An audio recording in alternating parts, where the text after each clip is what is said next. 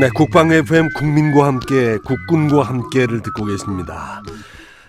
치열한 경쟁 사회를 살고 계시죠. 이 시대를 지혜롭게 살아가는 법, 또 군 생활의 현명한 리더십에 대해서 알아보겠습니다. 상호 존중과 배려의 리더십. 그 상호 존중과 배려 운동 본부의 총재이신 정두근 예비역 중장님을 연결하겠습니다. 정 장군님, 안녕하세요. 예, 안녕하십니까. 반갑습니다. 예, 반갑습니다. 예. 장군님 말씀은 들으시면 뵌 적은 없어갖고 이렇게 소리로 인사를 드립니다. 아이고, 예, 저는 이계진 그 진행자님을 갖다가 워낙 많이 뵈가지고요. 네. 아주 친근감을 느낍니다. 감사합니다. 예. 근데 장군님 군 복무 시절을 이제 지나서 전역하신 후에 이런 운동을 어떻게 하게 된 연유가 있으신가요? 예. 뭐 전에도 제가 말씀을 드렸습니다만은 네. 그 병영 문화를 이제 바꾸기 위해서 네.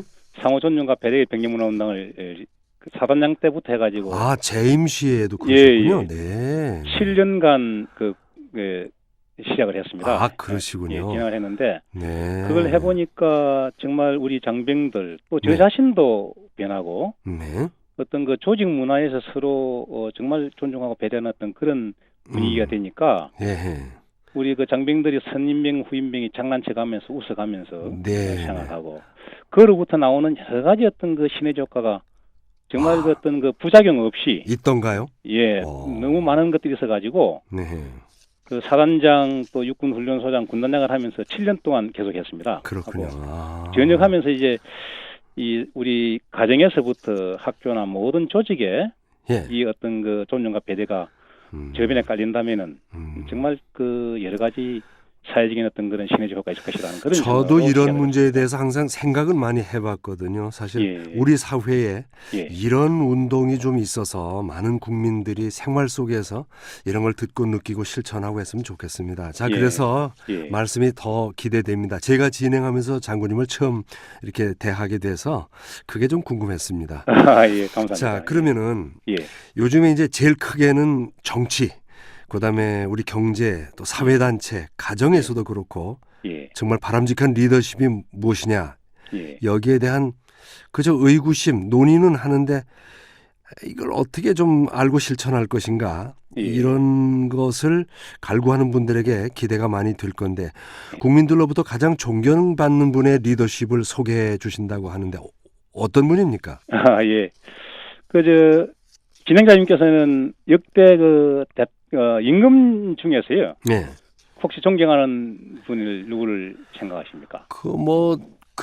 많은 분들이 그럴 거예요. 세종대왕이 여러 면에서 존경받을 일을 했고 저는 특히 국문학을 전공해 갔고요. 예. 세종대왕의 그 위협에 대해서 항상 존경하고 있습니다. 예. 네. 감사합니다. 저도 예. 이제 사실은 그 중에 한 명이거든요. 네, 네. 그래서 이제 사실은 그 왕을 하시면서도 백성들을 평온하게 살기도 하고 네. 또 찬란한 민족 문화를 갖다가 꼽히는 가장 모범적이면서 위대한 성군으로 이제 세종대왕을 갖다 꼽지 않습니까? 네. 그래서 오늘은 이제 세종대왕의 리더십에 대해서 좀 한번 말씀을 드릴까 그렇게 네. 생각하고 있습니다. 장군님은 세종대왕 리더십으로 존중의 리더십을 강조하신다고 들었어요. 예. 그 세종대왕의 존중의 리더십, 어떤 모습에서 존중의 리더십을 찾을 수 있을까요? 예. 우선 그 세종대왕께서는 그 백성이 나라의 근본이고 네. 백성은 먹는 것을 하늘로 삼는다라는 민본 사상을 확고한 그 통치 철학을 갖고 계셨다고 합니다. 네. 세종대왕의 리더십의 핵심은 진심으로 백성을 존중하는 그런 그 출발을 한 것이라고 보는데요. 네. 그 많은 그 치역들 대부분이 백성들을 존중하는 그 바탕에서 만들어진 산물들이라고 저는 봅니다. 네. 예, 예를 들면은 이제 천민인 노비들도 하늘이 낸 백성으로 인정하고 양반들이 노비들에게 어떤 그 임명에 대해서는 함부로 하지 못하도록 제도화시켰고 네. 또 훈민정음도 사실은 어려운 한문을 여건상 배울 수 없는 네. 그런 일반 백성들을 위해서 빠른 사람들은 하루, 늦어도 열흘이면 읽고 쓸 수 있는 어떤 그런 쉬운 글을 만들기 이게 위해서 만들었다고 대표적인 민본 사상을 가지고 만든 거거든요. 예, 네. 예, 그것도 그렇고 그 외에도 뭐 세제라든가 민생에 직접적인 영향을 미치는 그런 정책들을 결정할 때에는 네. 일반 백성들이 여론을 수렴하고 그 수렴한 여론을 갖다가 조정 관료들이 충분하게 토의를 한 후에 네. 결정을 하였다고 합니다. 이런 모든 모습들이 백성들에 대한 진정성 있는 존중이 있었기 때문에 이루어진 것 아니냐 저는 그렇게 생각을 합니다. 그 세종대왕께서 백성을 생각하고 배려하고 예. 또 백성을 중심에 정치 중심에 놓게 되는 어떤 정치를 했다고 예를 들어볼 수 있을까요? 예, 이제 참 임금으로서 신하와 백성들에 대한 그런 배려하는 모습, 그것도 이제 여러 군데서 볼 수가 있습니다. 네. 예를 들면 이제 부모가 없는 어린이는 무조건 해당 관청에서 부양을 하도록 했고요. 아, 간비들의 그 출산휴가 전에는 일주일만 줬었는데 세종대왕께서는 이제 100일로 늘려주시고 그 남편들도 쉬게 해줬다고 합니다. 아, 이미 당시에 이런 그 출산 휴가를 이렇게 예, 그래서 저도 줬습니까? 사실은 참 이걸 보고 호호. 놀랐거든요. 네. 예, 그리고 집행전에 그 학자들이 충분히 연구할 수 있도록 뭐 생활비도 지원해주고 여러 가지 여건도 보장해주면서 네. 그 일화로 이제 밤새 연구를 하다가 새벽에 잠이 든 그 신숙주에게 자신을 옷을 벗어서 또 덮어주기 위한 그런 일화도 또 있지 않습니까? 골룡포를 덮어줬다. 예. 네. 그리고 이제 장영실이 그 천문기기를 발명하는 그런 과정에서 초기에는 여러 가지 어떤 실패를 했음에도 불구하고 네. 그를 믿고 기다려주고 또 여건을 만들어줬기 때문에 해시계나 물시계 등 여러 가지 그 발명품들이 나왔다고 봅니다. 예. 초기 실패에 참지 못했다면은 아까 말씀하신 해시계, 물시계, 치국 이런 거 못 나왔겠죠? 그렇죠. 예. 저는 그렇게 그렇군요. 생각합니다. 예. 그럼 세종대왕은 백성들에게 내일에 대한 어떤 비전, 희망을 제시해 줬다고 하는데 어떤 면에서 그런가요? 예, 저는 이제 어떤 면에서 그렇게 생각하냐면은 네. 백성들을 인간적으로 이제 대우를 해주기 때문에 네. 대우를 받으면서 앞으로 참 평화롭게 잘 살 수 있다는 그런 비전을 갖다 줬는데 그 얘가 이제 천민 출신인 장영실을 갖다가 그 신분에 관계없이 인재로 등용을 해서 일반 국민들에게 이제 백성들에게 개천에서 용이 될 수 있다는 그런 희망도 줬고요. 또 백성들의 조세 부담을 줄여주고 농민들에게 꼭 필요한 농사 직설이나 이런 여러 가지 농업 관련 서적을 편찬하면서 또 해시계, 물시계, 치우기 등 이런 것들이 영농을 돕기 위해서 이제 만든 것 아니겠습니까? 네. 그리고 이제 또 백성들의 어떤 그 외침으로부터 보호하기 위해서 네. 대마도 징벌을 해서 외국의 침략을 근절시켰고 네. 또 북쪽에는 여진족들로부터 백성을 보호하기 위해서 육진, 사군을 설치해가지고 영토도 확장하면서 백성들의 안전을 도모한 이런 여러 가지들이 백성들에게 참 내일에 대한 희망을 갖게 한 그런 왕이었지 않느냐. 그런 측면에서 저는 그렇게 말씀을 드리는 겁니다. 아, 그 대마도 정벌했을 때 그때 계속 가지고 있었으면 좋을 뻔했습니다. 그때 뭐 예, 가치가 그렇죠. 없는 예. 땅이라고 해서 아마 갖지 않았을 거예요. 예. 세종대왕은 잘 아시다시피 문화 분야에서 위협이 많지 않습니까? 그래서 그렇습니다. 후대들에게 세계 역사에 빛나는 문화유산을 많이 남겼는데 그렇습니다. 대왕 스스로도 배움에 소홀하지 않으셨다면서요? 공부 많이 하셨다면서요? 예, 진행자께서 더 잘 아시겠지만 네. 이 세종대왕의 그 지적 욕구나 공부에 대한 열정은 그 누구도 따를 수 없다는 것이 이제 그 역사서에서 볼 수 있는데요. 네. 어릴 때부터 책을 너무 많이 봐가지고 눈병이 나고 네. 또 몸이 아파 누워 있을 때에도 손에서 책을 놓지 않아가지고 아버지인 그 태종이 방에서 책을 치우도록 지시를 했다는 그런 예라도 있습니다. 그렇지 않습니까?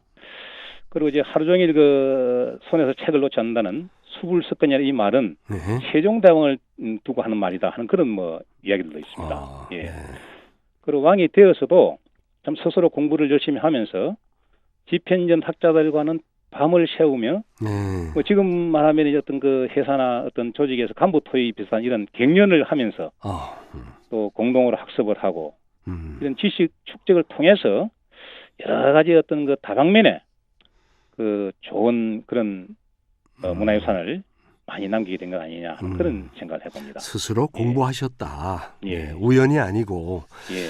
그런데 또 세종대왕은 신하들에게는 전문성을 강조하셨다는데 어떤 데서 예를 들을 수 있을까요? 예.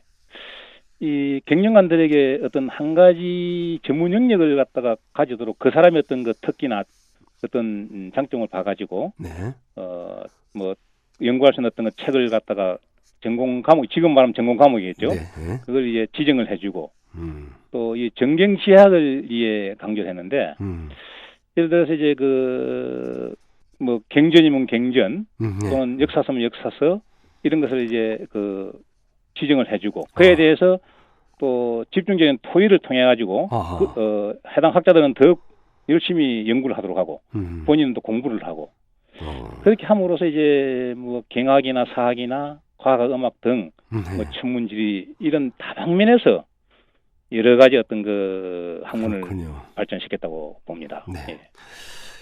이 시대의 많은 정치인들이 세종대왕이 성군이다. 그분에게 배울 게 많다라고는 얘기하지만 사실은 제대로 실천들은 못하는 것 같은데 예. 세종대왕의 리더십은 어떤 것이었습니까? 정리해 주신다면? 예. 뭐 세종대 리더십은 이 사람에 따라서 뭐 다소 차이가 나겠는데 제가 생각하는 그 세종대왕의 리더십은 네. 첫째는 그 백성이 나라의 근본이라는 확고한 그 통치 철학을 갖고 신하는 물론 천민들까지 네. 백성들을 진심으로 사랑하고 섬기는 존중과 배려의 리더십이 가장 큰 것 아니냐 저는 그렇게 그러네요. 네. 예. 두 번째로 이야기를 한다면은 백성들의 의견을 갖다 듣고 신료들의 의견을 경청하고 또 토의를 통해서 좋은 의견을 채택하는 어떤 그런 소통의 리더십을 네. 저는 들고 싶고요. 그리고 백성들의 삶의 질을 높이기 위해서 실사구시의 어떤 그 창의의 리더십. 네. 그리고 마지막으로 말씀드린다면은 백성들에게 꿈과 희망을 주는 비전을 제시하는 그런 리더십을 저는 말씀을 드리고 싶습니다. 그렇군요. 예. 네. 예, 결론적으로 말씀을 드리면은 세종대왕의 근본적인 리더십은 자신을 위한 어떤 군림과 통치를 위한 리더십이 아니라 군림과 통치를 위한 리더십이 아니었다. 예, 백성을 귀하게 여기고 배려를 실천한 진정한 대왕이었다, 성군이었다 이렇게 생각합니다. 예. 그러다 보니까 지금 이제 600여 년이 지나는 지금 현 시점에서도 네. 후세들이 가장 존경하는 그런 왕으로서 추앙을 하고 그런데 지금 현재 우리 사회 각 조직의 리더들도 네. 정말 진심으로 구성원들을 존중하고 배려하는 그런 리더십을 발휘하면은 그 리더와 조직을 위해서 헌신 봉사하는 그런 구성원으로 거듭나지 않을까 하는 그런 생각을 해봅니다. 예. 오늘 참 좋은 말씀을 들었습니다. 앞으로 예. 계속 좀 부탁드리겠습니다. 감사합니다. 예.